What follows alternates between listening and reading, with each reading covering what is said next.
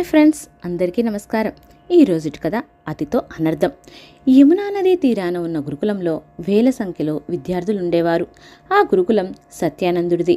ఇక్కడున్న విద్యార్థులందరిలో ప్రదీపుడు చాలా చురుకైనవాడు. కేవలం చదువులోనే కాదు, ఆటపాటల్లోనూ ముందుండేవాడు.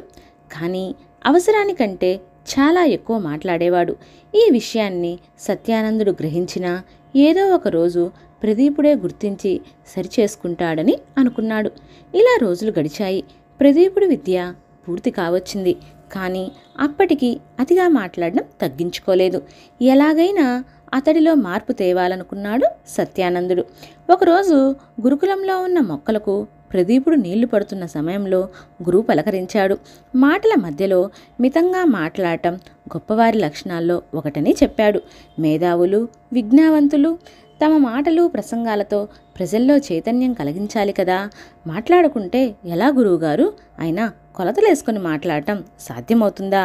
పైగా మంచి వాక్చాతుర్యం కలిగిన వ్యక్తిగా ఎదగాలనే నా ధ్యేయం అని తన అనుమానాన్ని వెళ్ళబుచ్చాడు.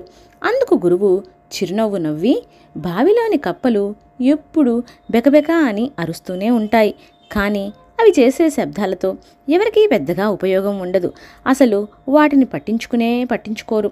అదే కోడిపుంజును చూడు, వేకువజామునే తన కూతతో ఊరందరినీ మేల్కొలుపుతుంది.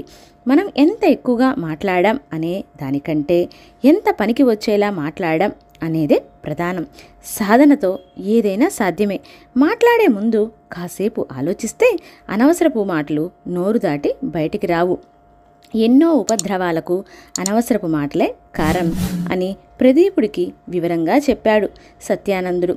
గురువు మాటల్లోని వాస్తవం అర్థమైన ప్రదీపుడు అప్పటి నుంచి అవసరం అయితేనే మాట్లాడేవాడు. తక్కువ మాట్లాడుతూనే గొప్ప వక్తగా పేరు సంపాదించుకున్నాడు. నోరు మంచిదైతే ఊరు మంచిదవుతుందంట. మనం మంచి మాటలు మాట్లాడితే మన కోసం 10 మంది ఉంటారు అనే విషయాన్ని ఈ కథ ద్వారా మనం తెలుసుకోవచ్చు. ఓకే ఫ్రెండ్స్, నా కథ మీకు నచ్చినట్లయితే లైక్ చేయండి, షేర్ చేయండి, మరి నా ఛానల్ని సబ్స్క్రైబ్ చేయండి. పక్కనే ఉన్న బెల్ ఐకాన్ క్లిక్ చేయడం మర్చిపోవద్దు. Thank you for watching.